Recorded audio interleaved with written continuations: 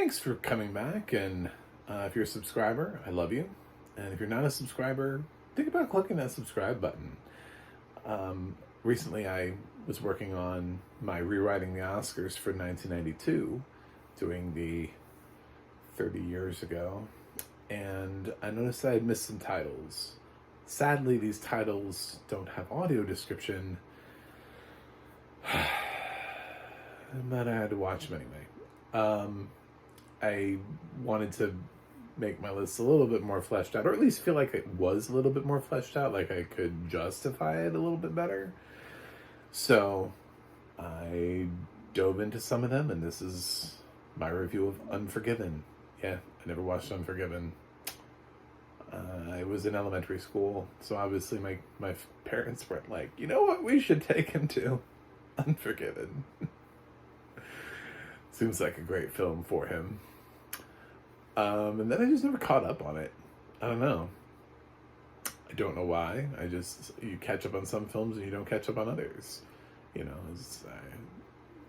I got nothing. Film school didn't show it to me, so they didn't force me to watch it. Seen some weird shit in film school. So, yeah, it just got left out. But I finally came around to it. Unfortunately, it doesn't have audio description, and it's borderline unwatchable on HBO Max, if I'm going to be honest. This is not a film that lives with dialogue. It's not a dialogue-heavy film, although the dialogue that's there is very well written in the moments. It's just that we go like from scene with dialogue to scene with silence to a scene with dialogue to a scene with silence to a scene with gunfire to a scene with silence. There's a lot of silence in this. A lot of meditative moments where I'm assuming somebody is like staring out at the vast wilderness or riding on horseback, trying to see something out there in the world and trying to be forgiven because they are currently unforgiven. What the plot seems to be, what I picked up from this was there's a woman who's attacked at the front of the film and is left horribly disfigured, and the guys who did it pretty much have gotten away with it, and the prostitutes who are this girl's friends, they've had it. They're like, no, we can't let this slide. So they kind of pool together their money and they offer a reward to anybody who will bring justice and kill the men responsible. Apparently, the descriptions are, and this is again, I don't have audio description on this film. I don't know what happened to her, but like she got multiple body parts cut off. They cut off her like, ears, her nose, cut out her eyes, and cut off her nipples, I think is what is described at one point, which could be an over-exaggeration, although it also could be the truth. You know, I don't know. But it's, I'm like, man, that's fucking terrible. Like, those people are assholes. And as the film progresses, you sort of see these two worlds building up and coming to a head. There's Clint Eastwood and his, obviously one-time former gunslinger who kind of lives off by his own, by his lonesome with his child. Honestly, I don't know what gender. I'm going to guess it was a daughter, but it could just be a daughter, or it could just be a young sounding boy. I was a little, left questioning that myself. I think it's a daughter though, but I did also realize, God, that voice is so young, and so could anyway. And he, a younger slinger, wants some help in taking out these cowboys. So he rides up on Eastwood and he's like, hey, I'm I'm gonna go after this, and I need some help. And Eastwood is like, no, my wife changed me. And he's like, oh, you got a wife? And he's like, she's dead. Oh God. So, but of course, we know this film will eventually send Clint Eastwood. Otherwise, this film would be pointless, and we would go nowhere. Or it's a film that will bring the horrifying events to him. One of two things will happen. Eventually, Clint Eastwood is like, yeah, you know what?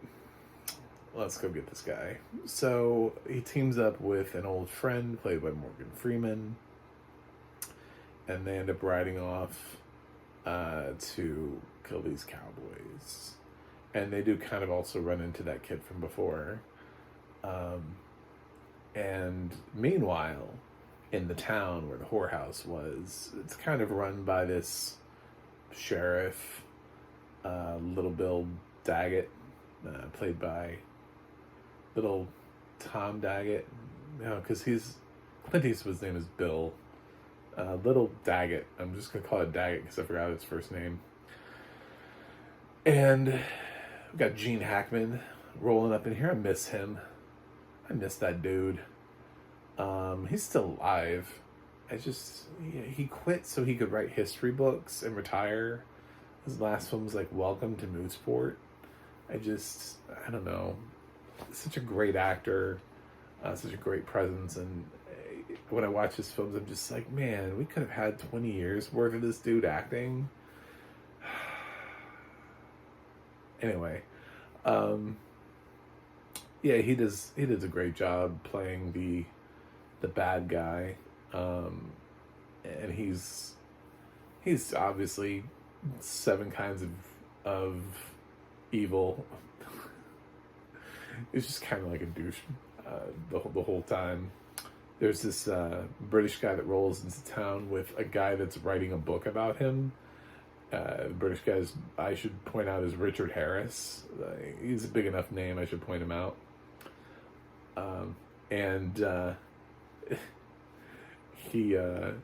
Hackman just kind of tells this story that just kind of belittles the British guy, and the novelist is like, oh, that's not what he told me. And he's like, well, that's what happened.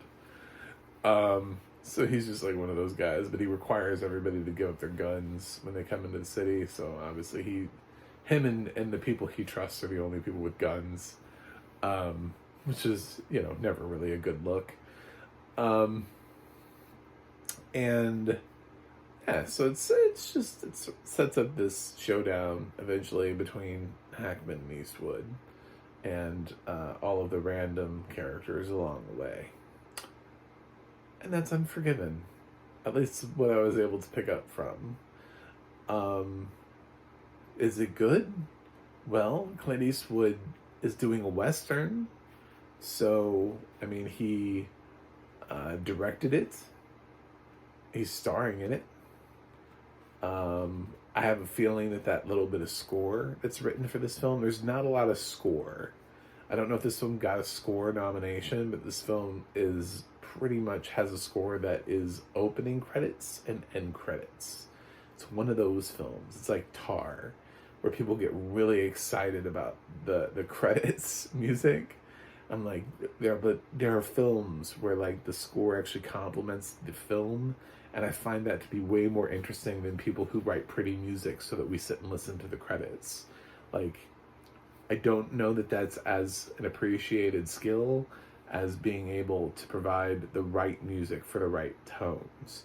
Eastwood instead opts a lot for the realistic sound, the horse trotting across the plain, the silence. He loves the silence, actually, because they're out in the middle of this wasteland, where it's that time period. There aren't roads, there aren't cars, so he's just listening for things, and that is his soundtrack more than anything else.